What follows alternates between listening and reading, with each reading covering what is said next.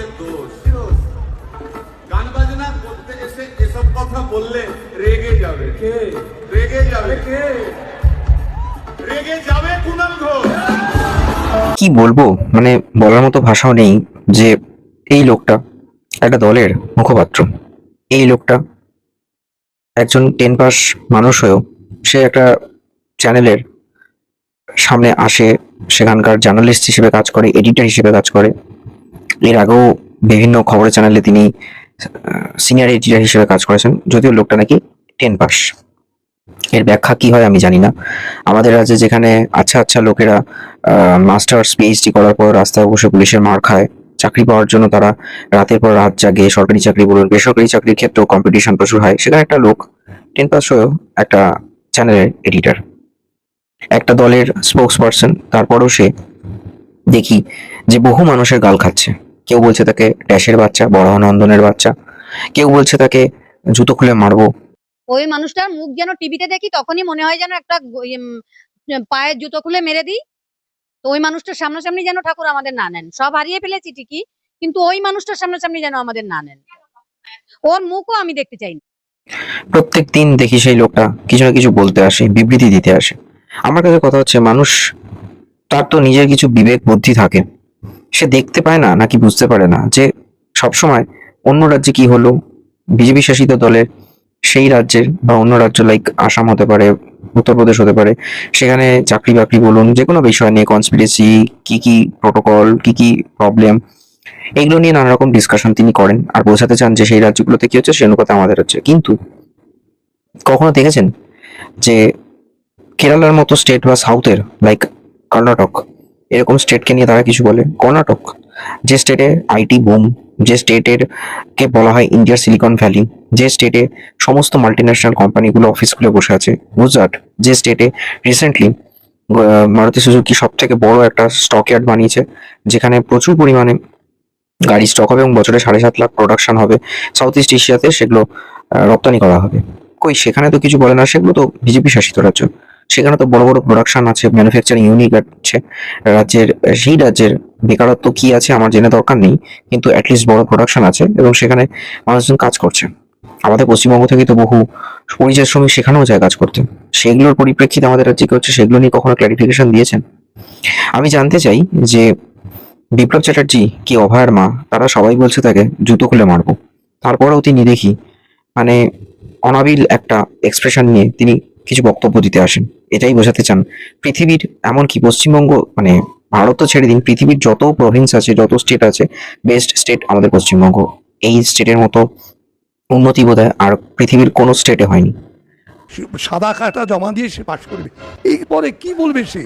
এই যে কুণাল ঘোষ এখন বড় বড় লেকচার দেয়, তাদেরকে মমতাকে গালাগাল দিয়ে ভূত বানিয়েছে। এসব চুতোর বাড়ি মারা উচিত, একদম মুখে গিয়ে সপাটে মারা উচিত। এরা মানুষেরা লোকও নয়, লোকের অধমেরা, এরা তো কেউ সমর্থক নয়, কে চাটুকার এরা। শ্বশুরমশাইয়ের জামাই বলে বলতে লজ্জা করে তাকে। আমার দাদার বন্ধু তার শ্বশুরমশাই আছে, কোথায় চাকরি হচ্ছে? তাহলে এই লোকগুলো শুয়ে আছে কেন রাস্তায় অনশন করে? দ্বিতলায় টাকা থাকে। ইনি এটাই বারবার বোঝাতে চান। আমি বুঝে পাই না যে মানুষের তো মিনিমাম কমন সেন্স থাকে, হয়তো শিক্ষাগত যোগ্যতা কম থাকতে পারে, কিন্তু বোধ বুদ্ধি নামক একটা বিষয় থাকতে পারে। তার কি কোথাও মনে হয় না তিনি যা বলছেন সেটা বলতে তার মুখে কি একটু আটকায় না? আজকে আসামে টাটা কোম্পানি সেমিকন্ডাক্টর চিপের একটা ইউনিট খুললো ইন্ডিয়ার মধ্যে, ইনফ্যাক্ট এই ইস্টার্ন জোনের মধ্যে সব থেকে বড় হেডকোয়ার্টার আসামে হলো। এবং টাটা টেকনোলজিসে যারা চাকরি করে তাদেরকে সেমিকন্ডাক্টর চিপ বানানোর প্রোডাকশন রিলেটেড ট্রেনিং এর জন্য তাইওয়ান পাঠিয়েছে, এবং তারপর তারা এসে এই আসামেতে সেমিকন্ডাক্টর চিপ প্রোডাকশনে জয়েন করবে। কি করে তাইওয়ানে ভালো সেমিকন্ডাক্টর চিপ বানানো হয় এবং সেই সেমিকন্ডাক্টর চিপের মধ্যে আবার সফটওয়্যার কি করে ইনবিল্ড করা হচ্ছে, সেই সমস্ত বিষয় নিয়ে তারা ওখান থেকে ট্রেনিং নিয়ে চলে আসবে আসামেতে, এবং প্রফেশনালি কমার্শিয়ালি প্রোডাকশন শুরু হবে। যার ফলে ইন্ডিয়াতে ধরে নেওয়া হচ্ছে যে কোনো ইলেকট্রনিক ডিভাইস লাইক মোবাইল হতে পারে, ল্যাপটপ হতে পারে, এগুলোর দাম অনেকটাই কমবে, কারণ সবটাই আস্তে আস্তে চায়না থেকে নিজের মেড ইন ইন্ডিয়ার যে প্রজেক্টে গভর্নমেন্ট অফ ইন্ডিয়া একটা প্রজেক্ট নিয়েছে সেই অনুযায়ী তার সাথে মৌ স্বাক্ষর করেছে টাটা টেকনোলজিস, এবং টাটা এখানে এটা তৈরি করবে। প্রচুর পরিমাণে এমপ্লয়মেন্ট হচ্ছে। হয়তো এই লোকটা বলবে যে আমাদের ওয়েস্ট বেঙ্গলে সিলিকন ভ্যালি হচ্ছে, কিন্তু ফ্র্যাঙ্কলি স্পিকিং ওয়েস্ট বেঙ্গলে সিলিকন ভ্যালি হলেই শুধুমাত্র ওয়েস্ট বেঙ্গলের ছেলেরাই চাকরি পাবে তা নয়, কিন্তু আসাম, গুয়াহাটি, এমনকি এই যে পুরো বেল্ট আছে, বিহার ঝাড়খণ্ড থেকেও, ওখানেও তো ইঞ্জিনিয়ারিং কলেজ আছে, ভুবনেশ্বর আছে, সেখান থেকেও কিন্তু মানুষজন এখানে জয়েন করবে। বিকজ ইস্টার্ন জোনের মধ্যে কিন্তু এইখানে যে সমস্ত এমএনসি গুলো অফিস খুলেছে সেটা পুরো ইস্টার্ন জোনকে টার্গেট করে করেছে, not only the West Bengal. তার ফলে কি হবে, সেখানে তো শুধু পশ্চিমবঙ্গের মানুষজন চাকরি পাবে না, আর পশ্চিমবঙ্গের মানুষজনকে চাকরি পেতে গেলে চাকরিমুখী কিছু স্কিল ডেভেলপমেন্ট করতে হবে। কতটা কি করতে হবে না করতে হবে সেগুলো নিয়ে তিনি কখনো কোনো বিষয় বাইট দিয়েছেন? তিনি দেখি শুধু রাজনীতি বা কোনো একটা ইনসিডেন্টকে রাজনৈতিকভাবে কি করে প্রমোট করা যায়, কি করে সেই রাজনৈতিক অ্যাঙ্গেল থেকে পলিটিক্যালি সেটাকে বায়াস্ট করা যায় সেদিকে ফোকাস করে। নচেত পশ্চিমবঙ্গ ওয়েস্ট বেঙ্গল জয়েন্ট এর যে রেজাল্ট কেন দেরিতে হলো সেটার কি কারণ তিনি জানেন না? যে ওবিসিতে সংরক্ষণটা বাড়ানোটা উচিত হয়নি? তিনি কি জানেন না যে আজকে এসএসসিতে যে সুপ্রিম কোর্ট পর্যন্ত বিরক্ত হয়ে গেছে, সুপ্রিম কোর্ট পর্যন্ত বলেছে যে অযোগ্যদের লিস্ট আগে কেন বের করা হয়নি, আগে কেন বের করালো না, কই সেটা নিয়ে তো তিনি একবারও বলছেন না যে এসএসসি আগে কেন বের করলো না। তিনি বারবার বলছেন যে উকিলরা কেসের পর কেস করছে। আরে আপনারা যা নয় তাই করবেন, কনস্পিরেসি বলুন, যত রকমের ঘাপলা বলুন করে নিজেদের দলের লোকেদেরকে ঢোকাবেন, আর খালি বলবেন আগের দলের বেলায় আগের সরকার অমুক রাজ্যের সরকারে কি হলো।